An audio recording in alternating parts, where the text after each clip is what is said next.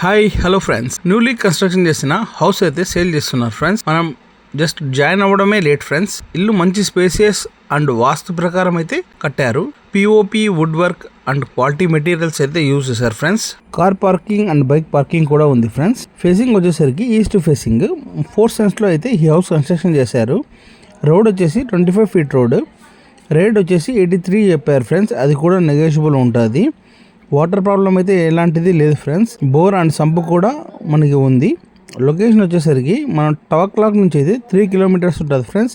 ఈ హౌస్కి 200 to 300 meters మాత్రమే ఉంటుంది కళ్యాణ్ దుర్గం బైపాస్ రోడ్కి.